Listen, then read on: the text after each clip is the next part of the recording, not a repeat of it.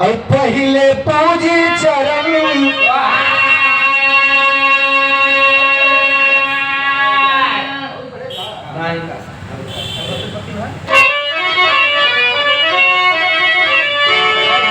जय हो समय वीर महाराज और पहले पकड़ी चरण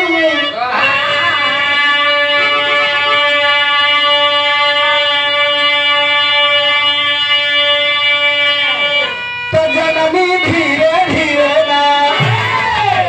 मैया धीरे धीरे ना तरतिया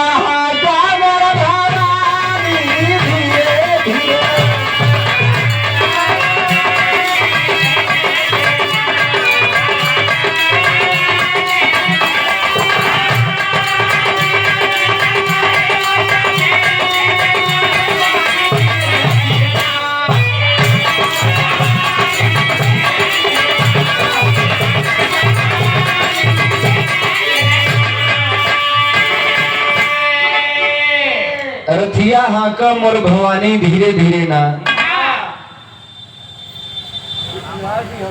आदरणीय जिनके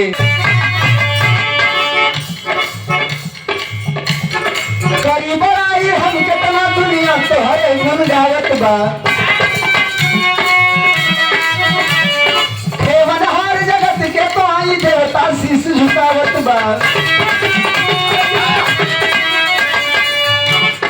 गहलू कर कृपान कठिन तो मूर्ति दर्शावत बा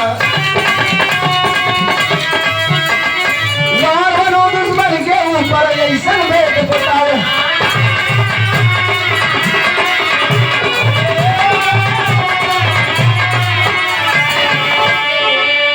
तो तहरा के बंदना कैसे करी बड़ाई हम के तना दुनिया तोहरे गुण गावत बा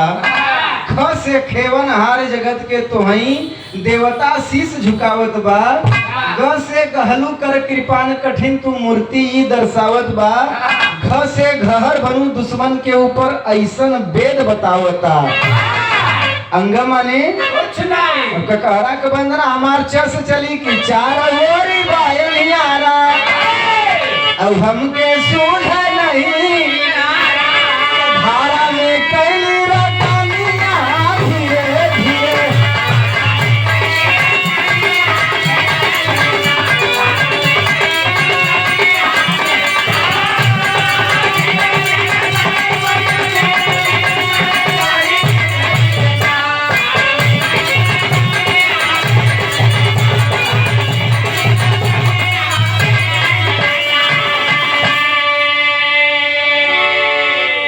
आदरणीय विनय राय उर्फ बल्लू प्रधान जी जो कि पूर्व प्रधान हैं और आपके तरफ से दोनों कलाकारों को 200 रुपए का पुरस्कार उन्हें भी मिला हमारी गायिका कविता यादव जी को और 200 मुझे भी आप पूर्व प्रधान रहे हैं लेकिन सक्रियता आपका सुबह से है इसका मतलब